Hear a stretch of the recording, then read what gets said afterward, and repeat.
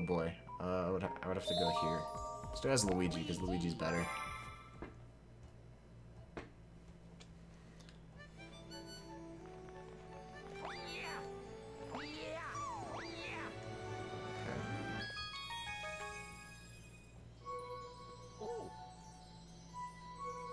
It's time for a story.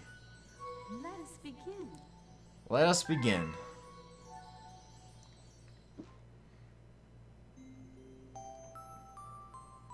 Chapter 1. The Celestial Duo. I have no idea how long the library is, honestly. Not gonna lie.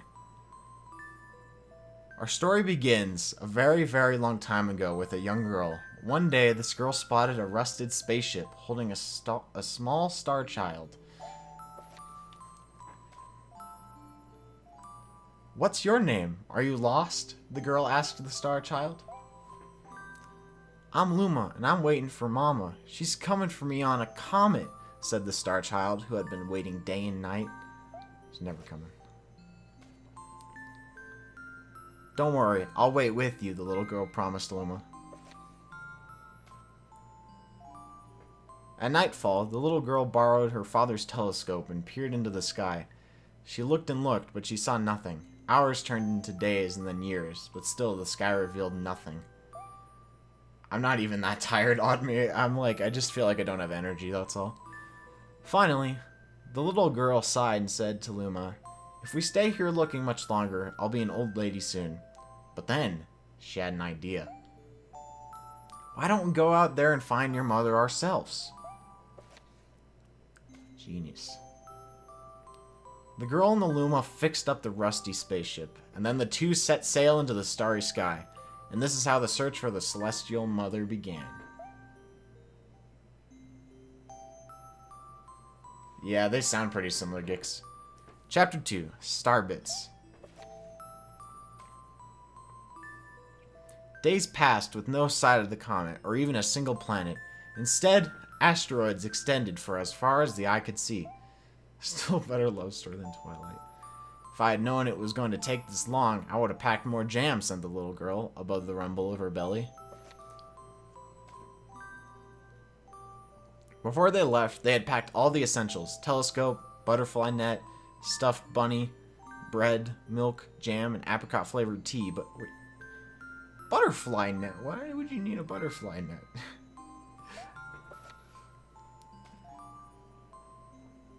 I forgot to bring water! Dumbass. At this, Luma burst into gales of laughter and the girl began to pout. "Stuffed bunny, it's the star bunnies." She stuffed one of the star bunnies. "As long as I have star bits, I'll be fine," said Luma. "Want some?" The little girl couldn't stay mad after hearing this. And neither have I, Gix. I don't think I have either. I might have read up to like chapter 2 a few years ago. Luma continued to laugh, and the girl couldn't help but join in. "Alright, maybe just a nibble."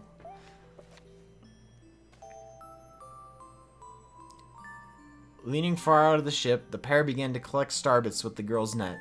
They almost fell out a few times, but they kept on collecting. You kidding me? Luma fell out. He's not in the ship. He fell out. The starbits tasted like honey. Remember, everyone, if you ever go to a star, bite into it. It's a good idea. Chapter 3, The Comet.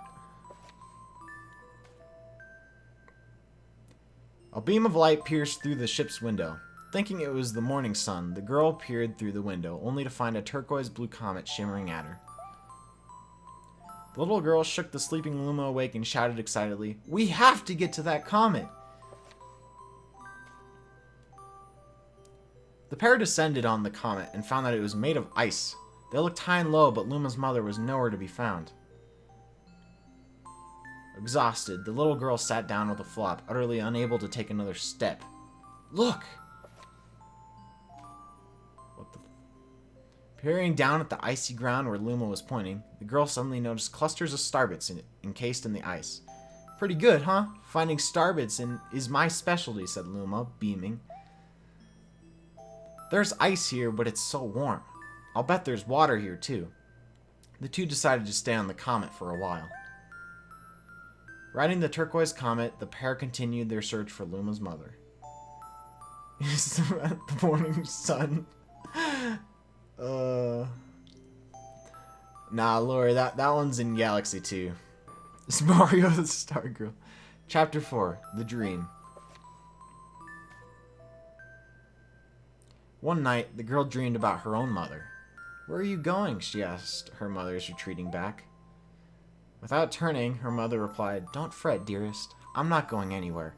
I'm always watching over... There's a bug. I'm always watching over you, like the sun in the day and the moon in the night. A wave of sadness washed over the girl.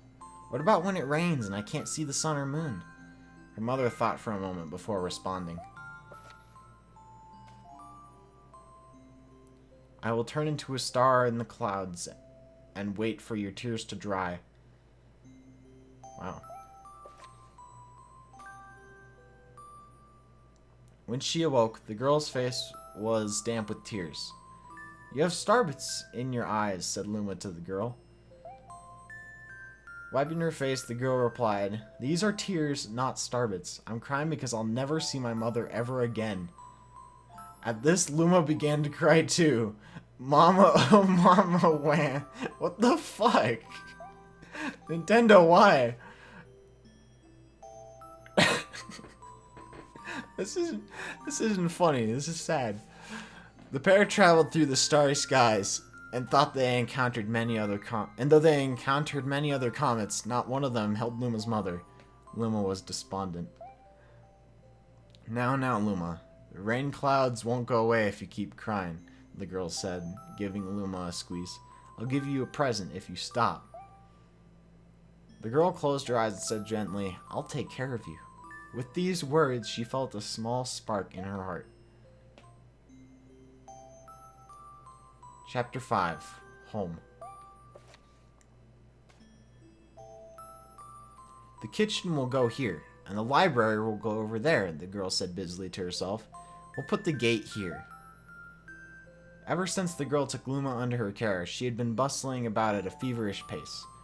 It's a lot of work, but it's worth it to make a happy home. They're gonna get married. Turns out that the starbits weren't the only things buried in the ice.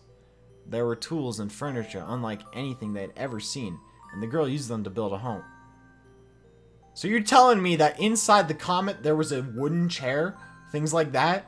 There was furnaces? There was a telescope? Are you telling me that? What? How? What the hell is this? Looking at the completed house, Luma remarked, Don't you think it's awfully big for just the two of us? With the library, bedroom, kitchen, fountain, and gate, it was certainly spacious, but still, something seemed to be missing. This is the prequel to Minecraft. If only my father, brother, and mother were here, the girl said wistfully. Indeed, the house was too large for its two small residents. Yeah, maybe you should have thought about that. That night, clutching her favorite stuffed bunny close to her heart, the girl fell asleep in the starship. Chapter 6. Friends. Then one day, while the girl sat sipping tea, a tiny apricot-colored planet appeared on the horizon. From the planet, another Luma of the same color emerged. Do you two know each other? The girl asked the two Lumas gleefully. Despite the girl's excitement, they seemed uneasy. The two Lumas neither drew closer nor backed away from each other. Instead, they just stared. Then one Luma broke the silence. My mama!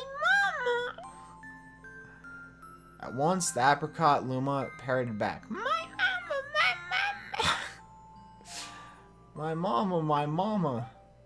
Okay, we got it. The two Lumas began to dance around the girl frantically, and neither showed any sign of stopping. The girl was so charmed by this adorable scene that she couldn't help but laugh. That was when something very strange happened. Oh heck. Suddenly, more Lumas began to pop out from the apricot planet. They were different colors, but they all shouted the same thing. My mama, my mama. The sight of all the shouting Lumas had only made the girl laugh harder. What am I going to do with all these children? Question mark, exclamation point. The Lumas just stared blankly as she doubled over laughing. I guess we'll have to name each and every one of you. You told me these guys have names? My ears, my ears. Tomorrow, once she had finished naming them all, she would begin moving all the Lumas into the new house. Chapter 7, The Telescope. Teen pregnancy is a real issue today. After seeing their 100th comet, a sudden thought popped into the girl's head. I wonder if my home planet is still as blue as it was. That's when she remembered her father's telescope. With emoji. Peeking into the telescope, a tiny blue dot floated into sight. It was smaller than a star bit. How strange. It's so far away, but it feels so close. She twisted the knob of the telescope, and the blue dot grew until she could make out a grassy hill dotted with flowers. It seemed very familiar to her. Zooming even closer, a terrace on the hill came into view. I used to go stargazing there when I lived on my home planet. She remembered rubbing the sleep out of her eyes as she followed her father up that hill to look at the stars. She remembered how she and her brother would sled down that hill. Rosalina's brother confirmed for Odyssey? She remembered having picnics with her mother on that hill on bright and windy days. And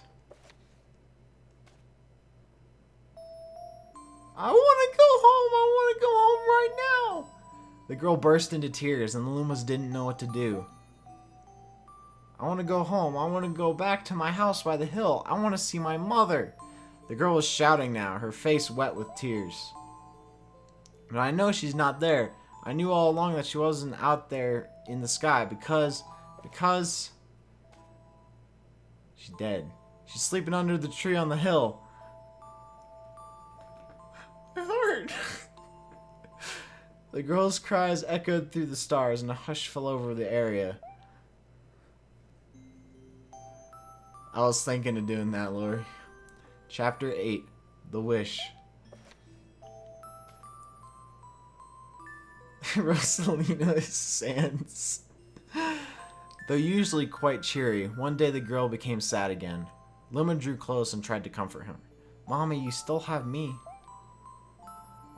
And don't be sad about your mama, because she's a part of you. That means she's always close by.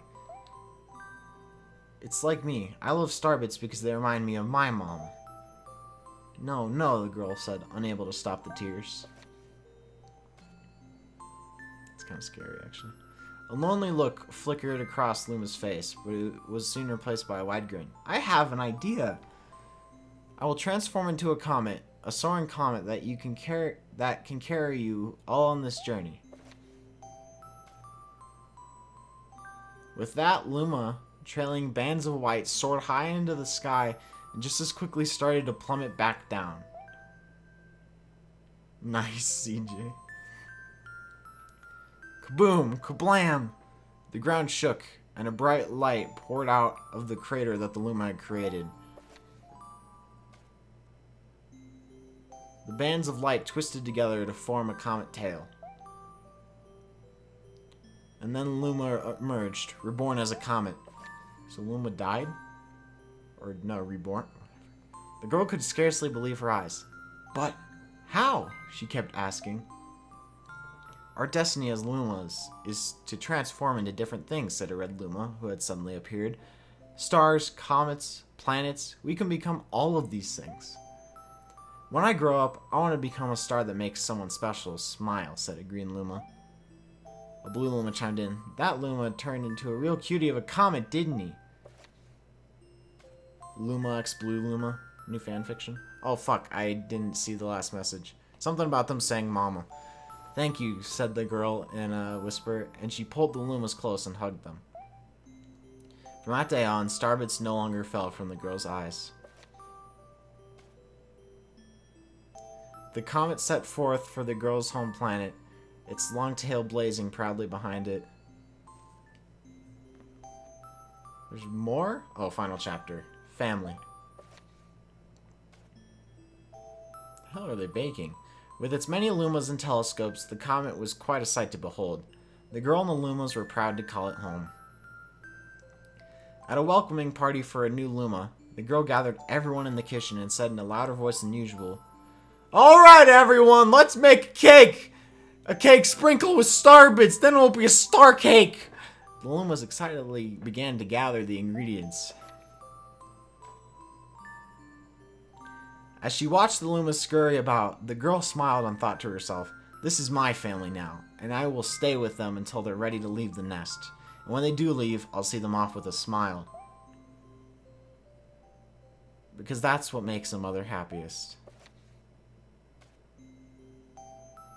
That night, when the girl lay down to sleep, a soft light enveloped her and reminded her of the blue planet she once called home.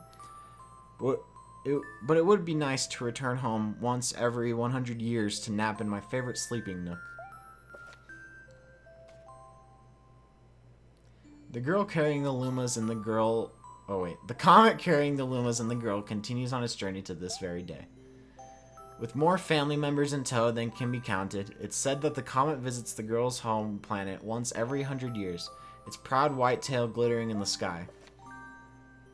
That's how the Star Festival happens.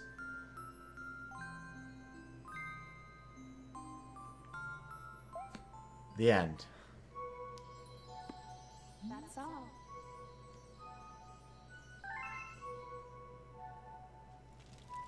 Wow.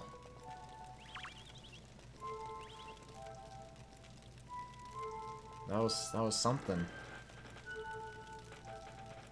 Is she dead? No, that was Rosalina.